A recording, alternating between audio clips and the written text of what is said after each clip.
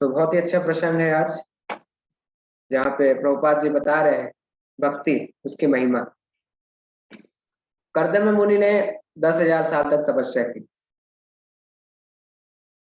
आपने वाल्मीकि मुनि के भी बारे में सुना होगा, उन्होंने 60,000 साल तपस्या की, और वो एक अलग युग था, अलग समय था।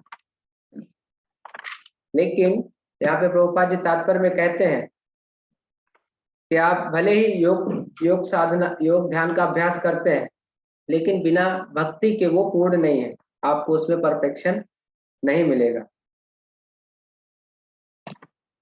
क्योंकि भक्ति जो माध्यम है वो एक डायरेक्ट माध्यम है, प्रत्यक्ष, और बाकी जो मेथड है वो एक इनडायरेक्ट, अप्रत्यक्ष माध्यम है। जैसे यहाँ पे प्रभुपाद जी बता रहे हैं भक्ति एक डायरेक्ट माध्यम है, बिल्कुल वैसे ही एग्जाम्पल के द्वारा इसे समझेंगे कि भक्ति जो एक मार्ग है और बाकी जो मार्गों में अंतर क्या है। सपोज आप बिल्डिंग में रहते हैं, आपको 4th फ्लोर टेरेस में जाना है, तो पहला रास्ता है सीढ़ियों का रास्ता, आप सीढ़ी चढ़ के जा सकते हैं। दूसरा मार्ग है लिफ्ट में, आप लिफ्ट में जाइए, बटन दबाइए और सीधा आप टेरेस पे निकलेंगे। तो दोनों में से हर कोई पसंद करेगा लिफ्ट वाला जो रास्ता है, वो आसान है, समय भी कम लगता है। तो भक्ति भी सेम ऐसा ही है। वो अलग बात है कि वो दूसरा युग था, हर युग के लिए भगवान को प्राप्त करने के अलग अलग मेथड बताए गए हैं। इसी युग में लोग हवन यज्ञ करते थे, कहीं मंदिर में डीटी वर्शिप होता था। अब किसी और युग में भगवान पे ध्यान लगाते थे, लेकिन स्पेशली कलयुग के लिए यहाँ पे भक्ति को महत्वपूर्ण बताया गया, जिसमें बता रहे हैं कि हरि नाम का संकीर्तन। इसके अलावा प्रभुपाद जी कहते हैं कि हम भगवान की भक्ति में किसी भी भाव से जुड़े, भगवान उसको ध्यान जरूर रखते हैं। इनिशियली शुरुआती समय पे हो सकता है हम भक्ति के उस महत्व को ना समझ पाए, हर कोई अपनी किसी न किसी भौतिक इच्छा के साथ भगवान के संपर्क में आता है। प्रभुपाद बोल रहे हैं बहुत अच्छा है, एटलीस्ट किसी भी भाव से भगवान के पास आया। भगवद गीता में एक श्लोक भी आता है जहाँ पे लिखा है आर्थी अर्थातो जिज्ञासु। 4 तरह के लोग मेरे पास आते हैं, जो परेशान होते हैं, जिन्हें धन लाभ प्रतिष्ठा की कामना होती है, जो ज्ञानी होती है, और भगवान के जो भक्त होते हैं। 4 तरह के लोग भगवान को अप्रोच करते हैं, भगवान के पास जाते हैं।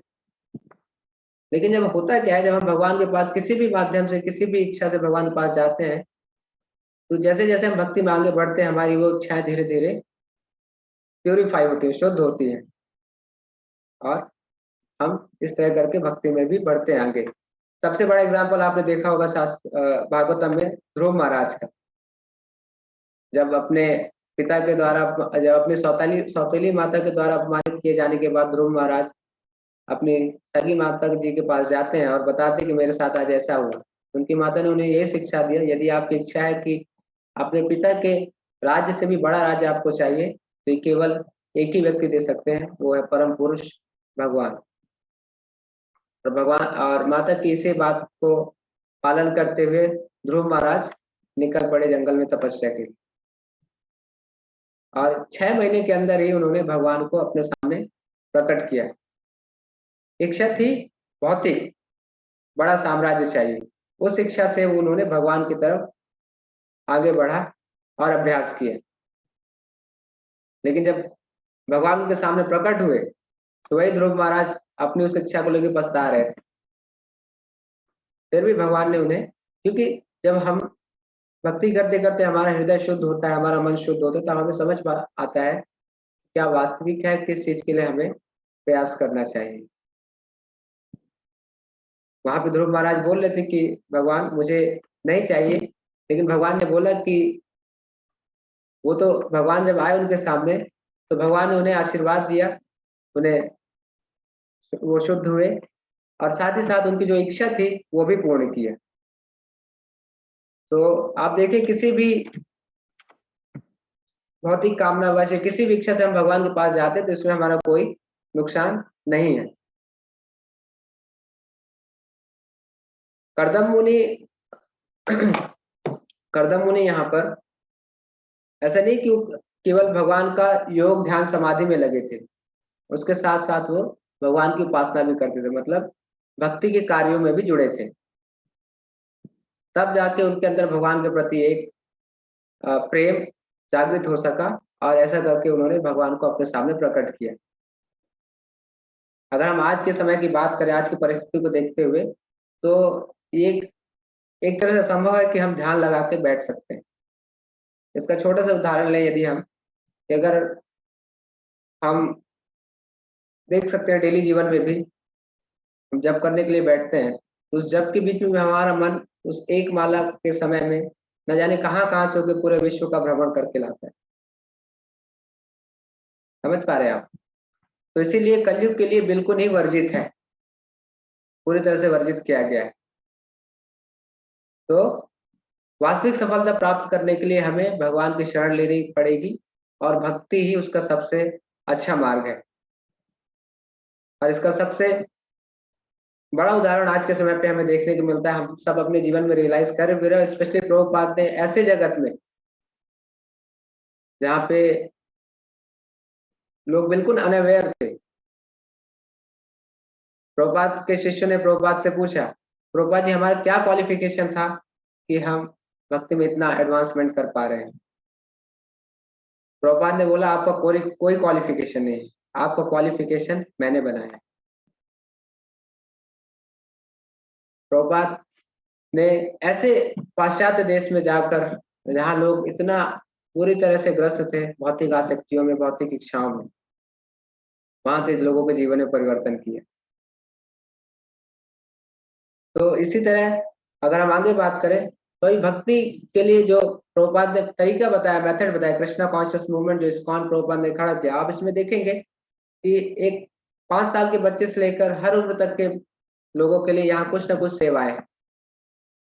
नवदा भक्ति की बात करें, श्रवणम कीर्तन विष्णु स्मरणम पाद सेवनम अर्चनम वंद्यम दास्यम साख्यम आत्मनिवेदनम। तो इन विधियों के द्वारा हम भगवान की दिव्य प्रेममय भक्ति में जुड़ते हैं, जहाँ पे हम चीजों को समझते हैं, और साथ ही साथ जब हम सेवा में जुड़ते हैं तो हमारा भगवान के प्रति स्पॉन्टेनियसली एक आकर्षण डेवलप होता है। सुबह प्रभुपाद ने बहुत सारी सेवाएं बनाई। सुबह अगर मंगला आरती से उठने से लेकर बात करें, मंगला आरती उठने के बाद दर्शन आरती, फिर उसके बाद कई सारी सेवाएं, भगवान के लिए ड्रेसिंग करना, कुकिंग करना, भगवान के लिए गार्लैंड बनाना, मंदिर की सफाई करना, एंड बहुत सारी सर्विसेज बनाई। क्योंकि ये सारी सर्विसेज भक्ति क्यों है? क्योंकि केंद्र उसका भगवान है। मंदिर में अगर कोई भक्त झाड़ू भी लगा रहा है, और यदि कोई भक्त भगवान को ऑल्टर पे भगवान की आरती कर रहा है, दोनों का रिजल्ट सेम है, क्योंकि दोनों का ऑब्जेक्ट है जो केंद्र बिंदु है भगवान, भगवान की प्रसन्नता। अगर भक्त इस भाव से झाड़ू लगा रहा है कि बस अभी 7:15 दर्शन आरती के लिए भगवान का पट खुलेगा, और भगवान को जब दिखेगा कि सामने बहुत अच्छी से सफाई है, भगवान खुश होंगे, इस भाव से कि मैं ऐसी सेवा करूं कि भगवान इसे देख के खुश हो, तो भी उसे भी वही बेनिफिट मिलेगा जो पुजारी भगवान को आरती दिखा रहा है ऑल्टर पे। तो अगर हमारे सेवा का हमारे किसी भी काम का केंद्र बिंदु अगर भगवान है, तो वो भक्ति में संलग्न है। अगर हम अपने भौतिक, अपने डेली के जीवन में भी देखें, जैसे आप सब घर पे हैं, तो आप यदि आप इसी भाव से चीज को करें, सुबह जल्दी उठते हैं, आप जप करते हैं, फिर कथा सुनते हैं, उसके बाद घर की कुछ काम होगी, तो आप ये अगर इस भाव से करें कि एज ए ड्यूटी मुझे जिम्मेदारी मिली कि इन लोगों का मैं देख रेख करें, और साथ ही साथ इन्हें भी हम भक्ति के प्रति मोड़े, तो वो भी हमारा कृष्णा कॉन्शियसनेस एक्टिविटी में आएगा। तो इस तरह करके समर्पित भाव से, यहाँ पे प्रभुपाद बोले, अगर हम समर्पित भाव से करते हैं तब जाके हम एडवांसमेंट कर पाएंगे। प्रोसेस आपको बताया गया, तरीका बताया गया है, लेकिन उसे हम जितना समर्पित होकर करेंगे उतना हम तीव्रता से आगे बढ़ेंगे।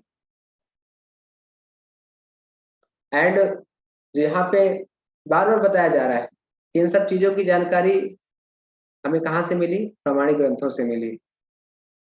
इस्कॉन में आने से पहले या भक्तों के संग में आने से पहले हमें शायद किसी को नहीं पता था कि भक्ति इतनी सरल है,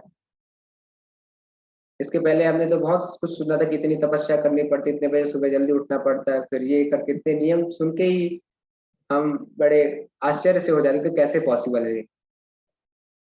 लेकिन चैतन्य महाप्रभु की कृपा से और प्रभुपाद ने जिसे इतना सरल तरीके से हमारे सामने प्रस्तुत किया है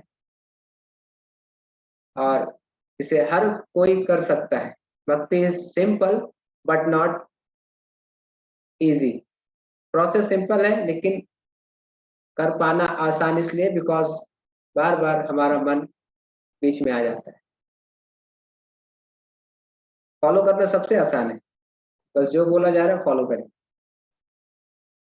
लेकिन ऐसा नहीं हो पाता बिकॉज हमारा मन उसमें आ जाता है। इसी मन को हम वश में करने के लिए भगवान की सेवा में जुड़ते हैं, क्योंकि मन तब तक संयम या कंट्रोल में नहीं आएगा जब तक हम भगवान की सेवा में नहीं जुड़ते हैं। तभी तो आपने देखा भी होगा और सुना भी होगा कि बहुत सारे लोग जंगलों में, हिमालयों में जाते हैं योग की साधना करने के लिए, योग करने के लिए, लेकिन कुछ समय बाद वो वापस लौट के आ जाते क्योंकि उन्हें किसी तरह का रस नहीं मिला। रस इसलिए नहीं मिला क्योंकि भगवान की सेवा में जुड़े नहीं, कि वो शांत बैठ के भगवान में ध्यान लगाने से नहीं। अगर आप खुद 5 मिनट ट्राई करें तो आई थिंक पॉसिबल नहीं है। और इसमें साफ माना किया गया भागवतम में कि कलयुग के इस समय के लिए ये वर्जित है पूर्णतः। कलयुग में एक ही तरीका बताया, एक ही माध्यम बताया गया है जिसमें हर किसी का भला है, वो है हरि नाम संकीर्तन। कलौ दोषो निधे राजन हस्ते एवं महान गुण कीर्तन आदि कृष्ण मुक्त संगम परम व्रजे। कलयुग में हरि नाम कीर्तन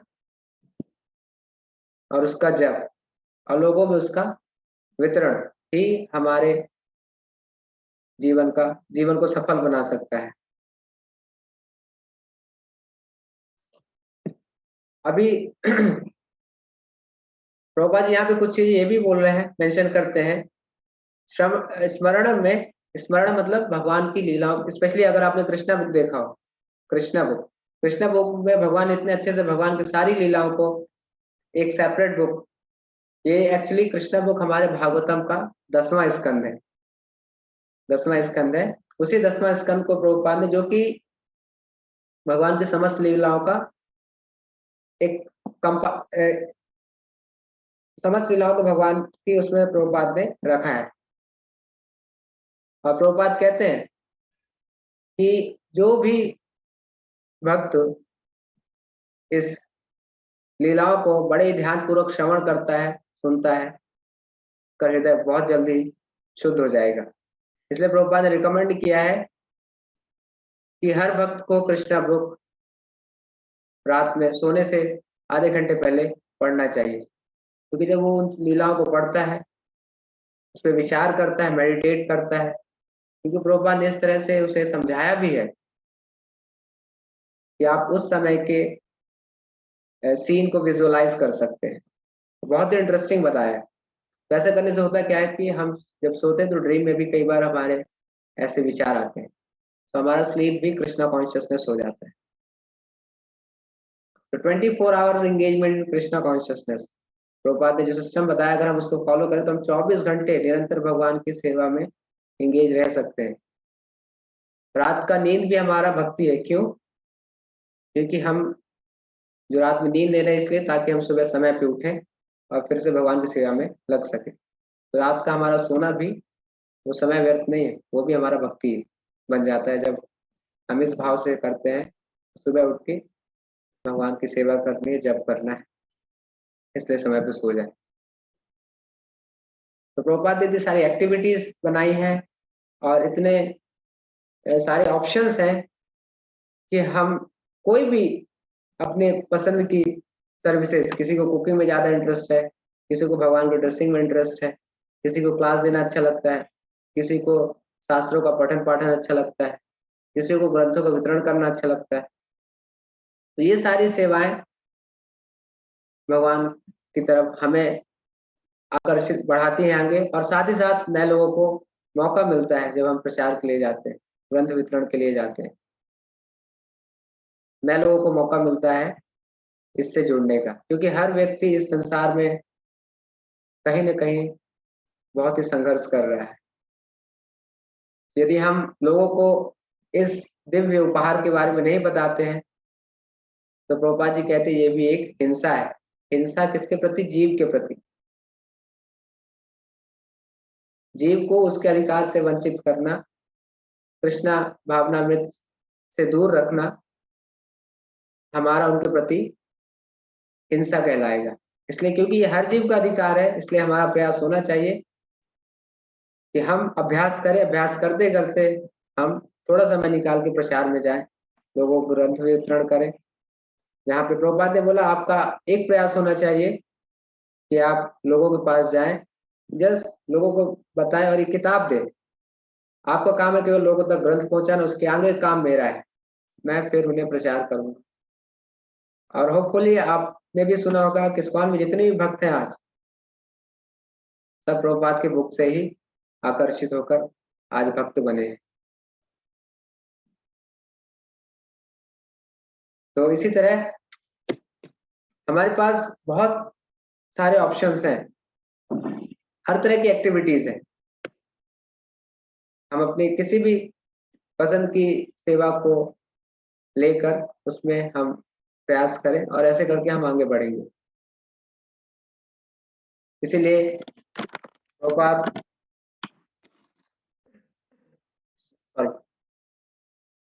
तो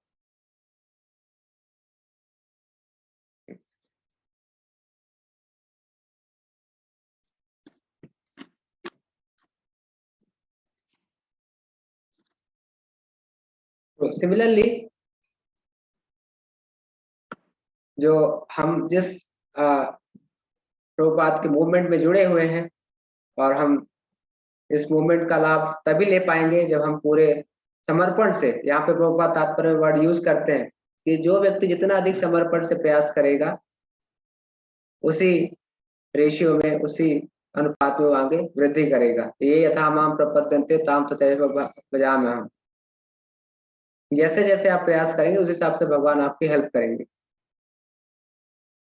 इसीलिए हमें ये जो अपॉर्चुनिटी मिली है, आप सोच नहीं सकते केवल इस चीज मात्र को करने से, सुबह उठ के 16 माला का जप करना, कथा का श्रवण करना और भक्तों के संग मिलकर कीर्तन करना, प्रसाद लेने मात्र से ही हमें वो परफेक्शन मिलने वाला है जो पहले, जैसे इसमें बताया, करदम मुनि, वाल्मीकि मुनि 10,000 60,000 साल तपस्या करने के बाद जिन्हें मिली है, वो हमें जस्ट केवल ये करने से मिल जाएगी।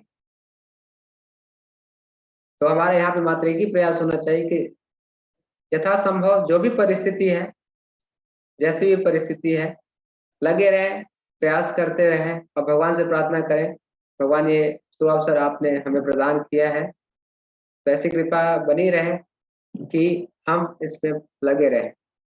प्रभुपाद जी एक लेटर में अपने एक भक्त को भेजते हैं, अपने एक डिसाइपल्स को, कि हमेशा भगवान से यही प्रार्थना करें कि जीवन में ऐसी कोई परिस्थिति ना आए जहां पे मैं आपको भूल सकूं, मुझे हमेशा आपका स्मरण होता रहे। और यही हमारे जीवन की असली सफलता है। प्रभुपाद लिखते जीवन की असली सफलता तभी है जब आप भगवान के प्रति आपका प्रेम विकसित हो, वो आपके जीवन की असली सफलता है। सफलता के लोग कई सारे डेफिनेशन बताते हैं, शायद अच्छा जॉब हो, अच्छा बैंक बैलेंस हो। तो ये जो सफलता है, ये ऐसा थोड़े समय की बात कह सकते हैं, और ये सफलता जो भी है हर किसी के अपने भाग्य द्वारा निर्धारित है। आपके भाग्य अनुसार आपके जीवन में जो भी भौतिक सफलता है, नेम फेम मनी पावर, वो आपको मिल जाएगी। इसके लिए आपको अधिकाधिक प्रयास नहीं करना पड़ेगा। प्रयास केवल एक ही चीज का आपको करना पड़ेगा, वो है भक्ति। इसके लिए आपको प्रयास करना पड़ेगा, और ये बिना प्रयास के मिलने वाली नहीं। बाकी जो भी भौतिक चीजें हैं, आपके भाग्य अनुसार, आपके विधि अनुसार जो भी निर्धारित किया गया है, वो मिल जाएंगी। लेकिन भक्ति, जिसके लिए आपको प्रयास करना पड़ेगा, और आपके प्रयास से ही आप इसमें आगे बढ़ जाएंगे, और इसकी जिम्मेदारी आपकी ही है। शुरू में हमें लोग धीरे धीरे समझाते, थोड़ा धक्का लगाते, प्रयास करते, लेकिन एक समय के बाद हमें जिम्मेदारी लेनी पड़ेगी और प्रयास करना पड़ेगा। ये हमारी जिम्मेदारी है और इसे हम करेंगे, इसमें हमारा बेनिफिट है। नहीं, आखिर कब तक हम इस संसार में, इस दुखमय संसार में हम अपने आप को संघर्ष में रखेंगे। हम सबका एक ही उद्देश्य है कि भक्ति करके जल्द से इस दुखमय संसार से, जन्म मृत्यु के चंगुल से बाहर निकल के भगवान की सेवा में जुड़ सके। और यही अपॉर्चुनिटी प्रभुपाद की कृपा से हमें यहाँ पे मिली है। तो हमें से इसका पूर्ण लाभ लें और प्रयास करें यथासंभव जहाँ तक हो सके हम अपना समय यहाँ पे लगाएं। हरे कृष्ण।